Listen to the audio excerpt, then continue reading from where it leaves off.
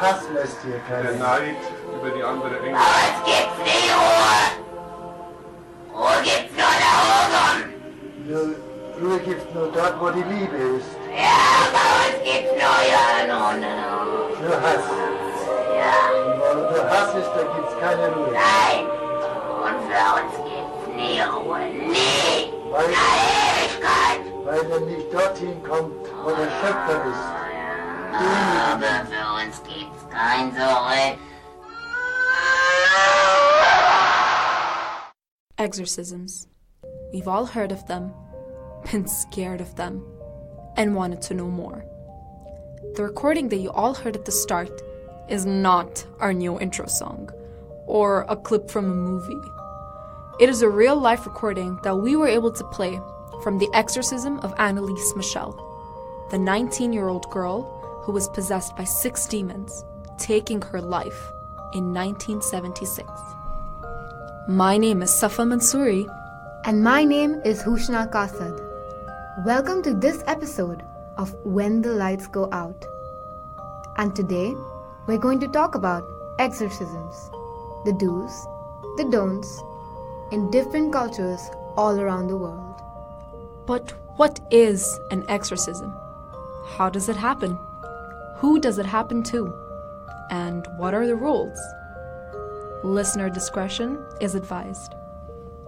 The answer to your first question is, an exorcism is a religious practice of removing demons from the body of someone who's been possessed.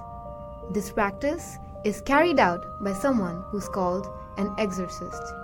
An exorcist performs the practice based on his or her religious belief. Religions that follow these practices include Islam, Hinduism, Christianity, and Judaism. It's really interesting knowing that even though the goal of each exorcist is to, remove the demon from the body, the way they do this practice differs greatly. And of course, with concepts like these, there's always the believers, the skeptics, and the confused. I, however, am a believer. And the reason I believe these things happen and are real is because I've seen them in my own family. That's actually very scary. I, for one, am a skeptic, but an enthusiast. Do demons exist? Are they able to possess a person? I'm not sure.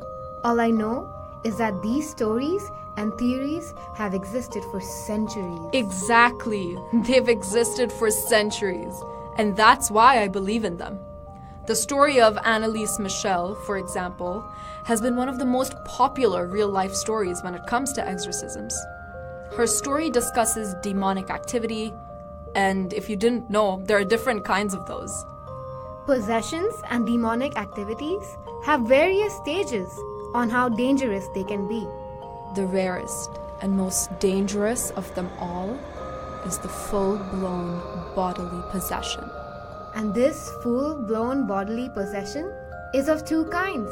The first is the involuntary kind, the one in which the demon enters a person's body without their permission. The second kind is the integration, where the person accepts the demon into their own bodies. The story of Annalise Michel is a perfect example of a case of a full bodily possession. But if it makes you feel any better, it is important to note that even though a demon can possess a person's body, it cannot possess its mind and soul. So you're saying that it corrupts the body, but it cannot corrupt the soul or the person's free will? Exactly. Does that make you feel any better? How would that make me feel any better? However, a uniform belief in all of the religions is that even if a person does die during an exorcism, which is likely, its soul goes to judgment before God, just like any other soul, and is not damned because a demon had taken control of a person's body. In other faiths, however, committing suicide, not so much. So the statement still prevails. Everyone is still equal in the eyes of God. Consequently, if a person does die during an exorcism, the demon has to evacuate the body immediately. It cannot reanimate the body and use it if the host soul has already passed. And that does make me feel better, as a matter of fact. But how can we tell if someone's been possessed or not, or if someone's getting there? Some of the several telltale indicators of whether a demon has possessed your body include ignoring holy things, being able to speak in languages that you had no idea about before, and that's crazy, supernatural strength, and even physical changes like change in your body structure and an extreme change in voice. And this is why I believe that exorcisms are the only way out of a demonic possession. Knowing the indicators of possession are necessary. Not so much of a skeptic now, are you, Hooshna? And to tell us more about exorcisms and even share his own experience in the matter, we have an anonymous interviewee in the studio with us today. I was extremely frightened. It was the 23rd of September 2007. I was in London. My aunt was suddenly possessed by some sort of being. She spoke in a different language. She behaved in a different manner. She pretended like we didn't exist. She did not correspond with anyone in the house. It was a very tragic moment. We felt that we completely lost her. But we didn't.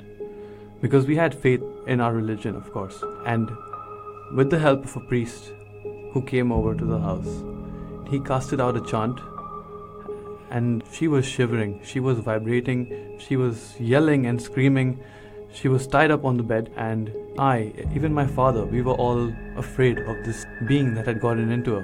When she got out of this phase of being possessed, she was extremely terrified, and she believed that something had gotten into her, but it was our family that convinced her that nothing had got into her. And it was just her own phase of being something else. And it was really hard to convince her, but when we did, she finally believed that nothing had possessed her. We never told her this secret till date. We kept it within the family. We decided to not tell her because she would be afraid of these things. Such things do exist, and I've witnessed it with my eyes, that the person goes through when this happens, of how they behave, how they try to victimize themselves and be something they're completely not. That's all I have to share. Wow. I have goosebumps all over my body. That does not make me feel nice. And I'm really glad that your family finally pulled through and made it out of this difficult situation. And it also brings forward the fact that when you are possessed, as soon as you come out of it, if you come out of it, you might not remember what you went through. Thank you so much, Mr. Anonymous, for sharing your experience with us. It was really informative and really scary.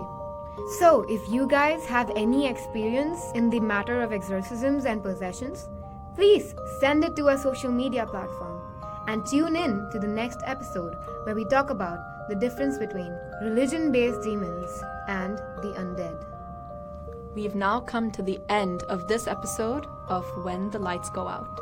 I hope everyone had something to learn from this particular podcast. And remember that even if you think you're alone in your bedroom, you're actually not. I'm sorry I had to.